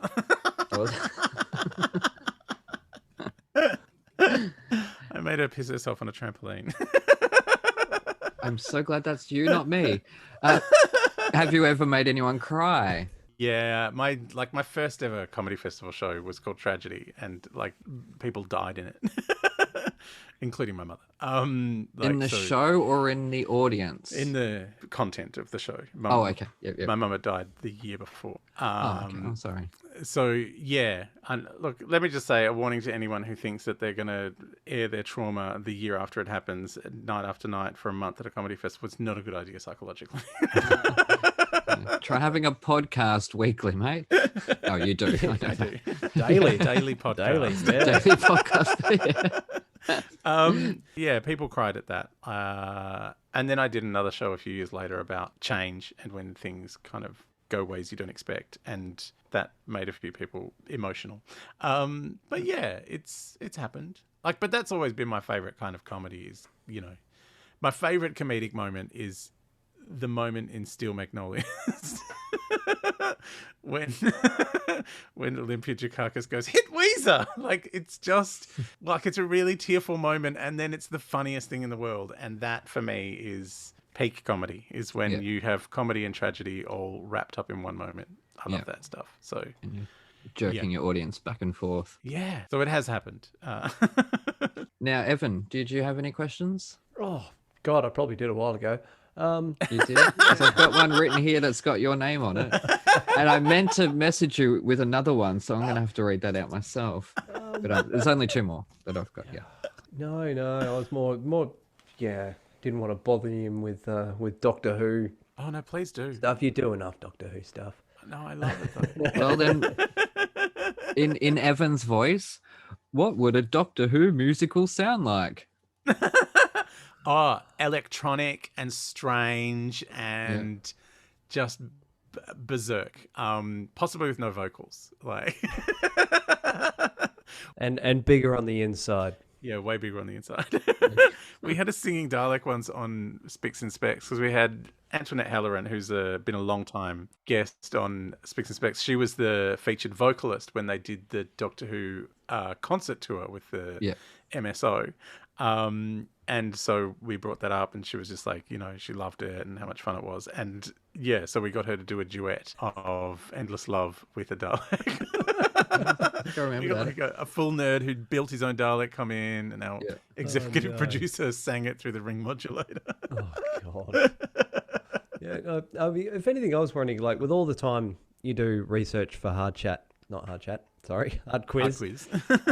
Does all that just do you absorb all that information and you end up a smarter person by having to do all that research, or does it just get forgotten and then next week it's the next lot of research? My sister, well, my mother used to call me a know-it-all as a child. You bloody know-it-all. Yeah. And my sister said, well, I'm glad you've managed to turn being a know-it-all into a job. But because Hard Quiz is based in Melbourne and I live in Sydney, so my sister lives in Melbourne, so I'd spend a lot of time with her when I was when we were shooting and stuff. And she got quite sick of the phrase, did you know? Because I would come home from work every day like, oh my God, did you know? She's like, I don't care. But yeah, it's a lot of it stays in there. Like, it just depends what's interesting. I guess that, what we do at Hard Quiz is we try to find stories and we write the questions around stories. So essentially what we're writing are tiny little narratives. Yeah. So that when you hear the answer, it feels like you've heard a whole story in like one question, or that it leads to a story that the expert can tell us about their expert topic. And yeah, finding fascinating things about these berserk topics. Like someone came in with the topic of Australian vintage washing machine. Right. Oh my God. So I'm not inviting that person to my party. He's a delight. You would love him. So then you have to scramble to become a bit of an expert on that in order to write questions for it. Yeah, and find like my first full topic I had to write in the first season was about the human body. I know, tiny little topic. How am I gonna? And the contestant was a doctor, was a GP. So I'm like, oh great, they've had 7 years of school learning about the human body, plus 10 years or something of practical experience, and I've got 24 hours to come up with questions that would stump them. And I managed because I'm clever. But also trying to find stories in it. Like one of my favorite stories question was, what is the medical term borborygmi refers to what in the human body? And borborygmi is a Greek term which means tummy rumbles. And it's literally onomatopoeia from ancient Greece. It's borborygmi because that's the noise it makes when your stomach rumbles. And it's onomatopoeia. Yeah, it's borborygmi. It's like it is what it sounds like. It's tummy rumbles. Borborygmi. Like, I love these funny little things that we find out in the show. So yeah, some of it stays with me. That one did. That was from season 1. But some of it flies out of your head. It depends. I had no idea it was on TV. I haven't turned my TV on to network TV in 10 years. One of the highest rating shows in the country. Thank you very much. I'm very proud and I'm happy for you. My family watch it. Tom won a gold Logie and is currently carryover champion because they cancelled the next one. I have a point. I'm not insulting you for nothing, I promise. But I checked it out on YouTube, obviously in the lead up to this, and I was sitting. I was like, "Those bitches! This is my show." He's being a bitch to his guests, and it's trivia. And it's trivia. I'm coming after your job, Adam. Please do. I quite enjoyed it. I got to admit, I do love. I have seen plenty of Hard Quiz here and there. Come and go. Yeah. But I love it when they hit a subject that I think I know, and and it'll be it's like, no, it was friggin' Magneto did that to Wolverine, not Professor X. You're an idiot. When I know something that guy doesn't, it just makes all of us feel better about ourselves. It does. You know what? One of my favorite type of questions to write is the one where it's something we all think we know, but I found out that what we think is just a commonly held misconception. They never said "beam me up, Scotty" ever once in Star Trek. It was like Scotty, energize, Scotty. It was never "beam me up, Scotty" as a full sentence was never said. Or 3 to beam up, or like someone came on the other day with the topic of supermodels, I think it was, and there was a question about Linda Evangelista saying I wouldn't get out of bed for less than $10,000 a day, and the actual quote was, I wouldn't wake up for less than $10,000 a day. Right. But because everyone's heard it as get out of bed. So I love those little things where you go, no, that's just what you thought that was. The real fact is something else entirely. Doesn't play it again, Sam was never said in Casablanca? Yeah, and yet it's such a common thing. Yeah. It comes from years of comedians doing terrible impressions of Humphrey Bogart. There's this thing in this house where, because they watch the parents, and they're very much my nephew as well. When they get a question right, they will pat each other on the back and be like, oh, wow, how did you know that one? And like the other day, I got a question on caudal fins. Mm. Do either of you know what a caudal fin is? Go, tell me. Sounds like a whale. Exactly. I did. It's the tail fin on a fish, right? Oh, there so you I'm go. shouting out the answer. And then I had to say, geez, Aaron, how did you know that one? Good work, son. And I do it all the time. And like last night, I was on a roll with what was it?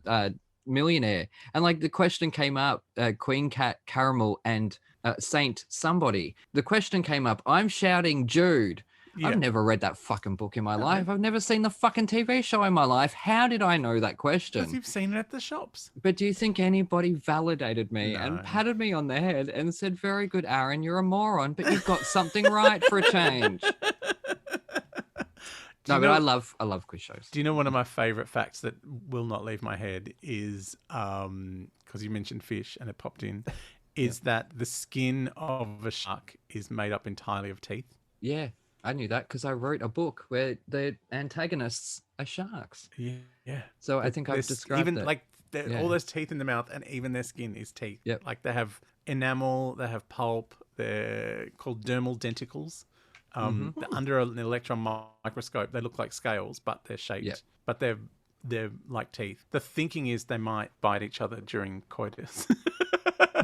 And so they need basically something as strong as the teeth that are trying to bite into them Their teeth are vibranium. to stop them being bitten. Adamantium. Yeah. All right, last question. What has been your best or worst audience?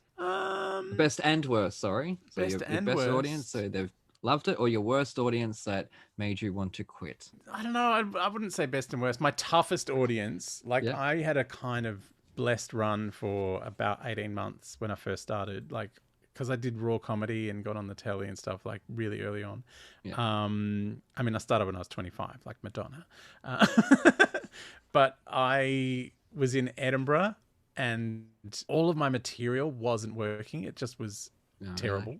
Yeah. And I was hosting this show. Carl Barron was headlining. But the weirdly, like, you know, it was terrible and I hated it. But the audience interactions were hilarious. Like I was having a really good time chatting to people. And it was just that I was inexperienced and I didn't know that I could just abandon my material. It was not going. You know, I know now if people aren't going with something that I can pivot. We've all pivoted so much in this fucking pandemic. The pandemic of pivoting. But yeah, that was probably but again, you know, even bad gigs are a learning experience. Like it's like I've taught people to do stand-up before and, you know, people always want to know the secret of crowd work. How do you do crowd work? And I'm like, you fail. Like the only way to get better at dealing with crowds is to be shit at it. So the only way to learn to walk is to fall flat on your face exactly. first. So it's like, you know, you'll talk to someone in the audience, they'll say something, you won't have anything very good to say back. And then as you're driving home from the gig, you'll be like, oh, you know what I should have said? I should have said this. But the next time you talk to someone else will say the same thing. And you'll be pre-armed with the thing you should have said last time. That's what doing a podcast is like. It's like I finished the one a couple of hours ago and I'm like, shit, I should have said that. And oh my God, that joke I left out. And You'll say it in a different podcast in another form someday. well, yeah, because that podcast is Back to the Movies and they call it BTTM podcast, which I call Bottom Podcast. And obviously now we're doing ZZ Top and I have never felt more versatile in my life. I'm glad that landed because that was a written joke too. ZZ topping. ZZ Top. Did I say ZZ or ZZ? No, you said ZZ. I did. Oh, I hate myself now. 50 lashes. You'll never get a job on the ABC. No, mate. Any more questions, Evan? Because we won't keep Adam any longer. He's laughed his head off whole time. Thank God.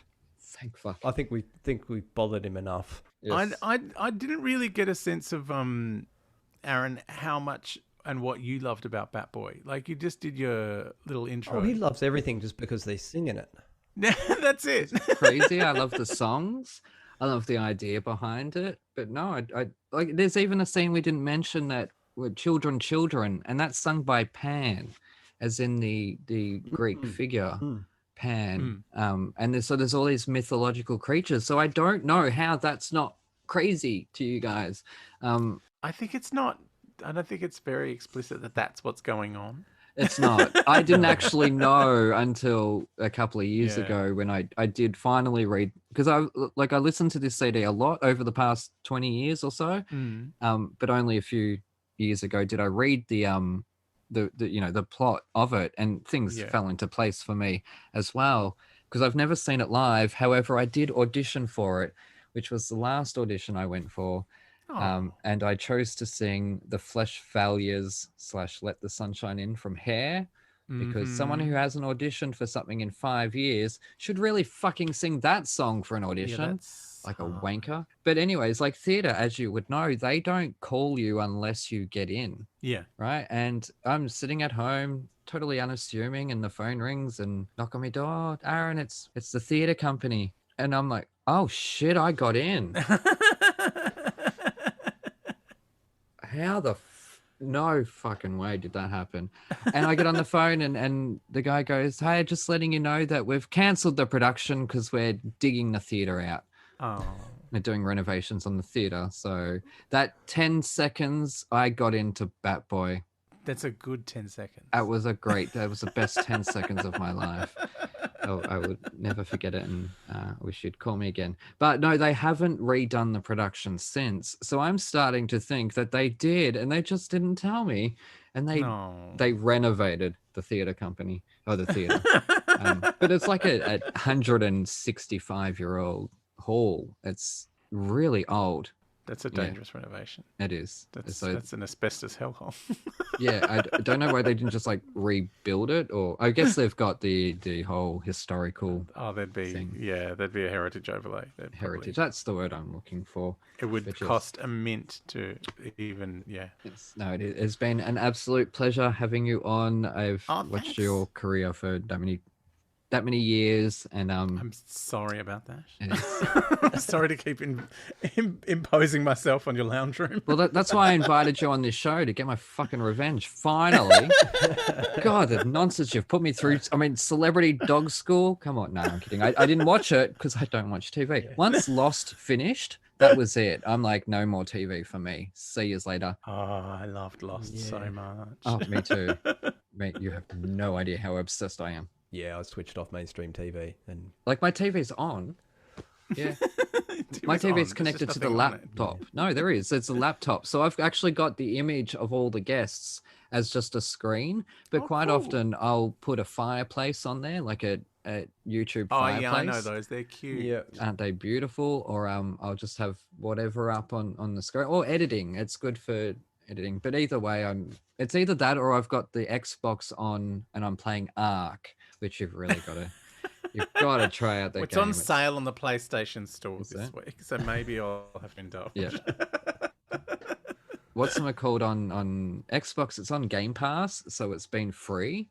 Oh yeah, I've got Game Pass on my computer. I could probably get it on there. Yeah, it's on that. So yeah, get it and let me know, because I've been dying to breed dinosaurs with somebody. Oh, that sounds that's not okay. That's a bad sentence. I didn't say breed with some dinosaurs. I said breed dinosaurs with somebody. Thank you very much. No, it's fine. Breed dinosaurs. You breed the gayest dinosaurs ever. It is like the Liberace of velociraptors in that game. I tell you that, because there's like 6 or 7 color regions, and so a mutation, the color change, will happen in one of those regions. So yeah, you get multicolored. But anyways, it's not about Ark. Unfortunately, where can people find you on the social medias? At Adam Richard on Instagram and Twitter, and Fabulous Adam Richard on Facebook. Yeah, I do love your Twitter bio description. It's just fabulous. That's Fabulous. all you need to know. Yes. Hard Quiz is coming back, I believe. Yeah, in about 3 weeks. I think there's repeats on at the moment. Just while the Olympics are on, probably. Or whenever this episode comes out, I don't know. But Hard Quiz... if the Olympics happen. But yeah, Hard Quiz will be running until the end of the year on the ABC and iView. Plus, there's years worth on iView if you want to dip back in. They're always fun. Yes, I've checked out a couple of episodes, and I as I say, I quite enjoyed it. That's because there's like it's that's always the secret of a good quiz show is to have fun on top of the quiz. Like the quiz needs to be absolutely robust and the facts need to be true, but then all the fun around it needs to also be enjoyable. And it's a hard balance to get right. Yeah. And I don't think that one with the coins down the thing, that gambling one, or whatever it's called, I don't fucking know. Connect family 4, watches the it. giant Connect 4. No, it's the one where you put the coin down and it will go like back and forth and then knock the things and the thing knocks the things down and it's ball. the gambling wall? Was it thing. called the wall? Something like that. Yeah, I don't that know. sounds That's like about Deal right. or No Deal. I never really understood Deal or No Deal. It was just shouting at suitcases. It was very strange.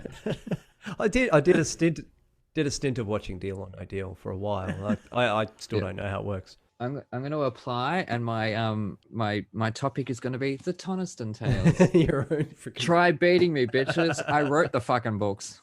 We had a guy come on who wanted to do his own poetry as a topic.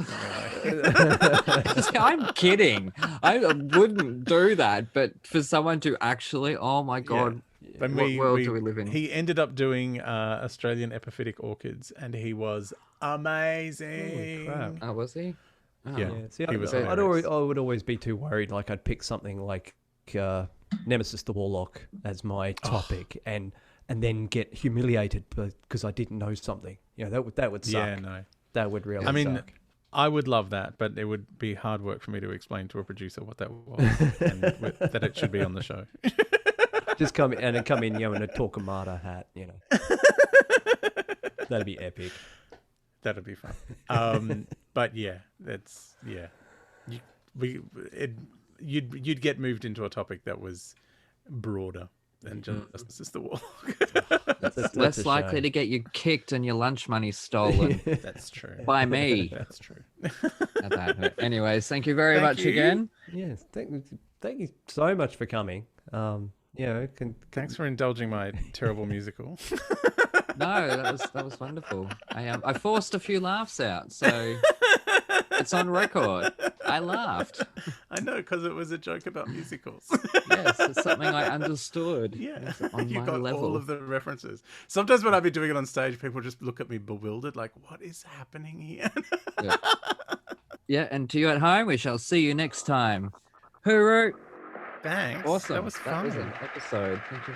Yes, I hope so. Like quicksand!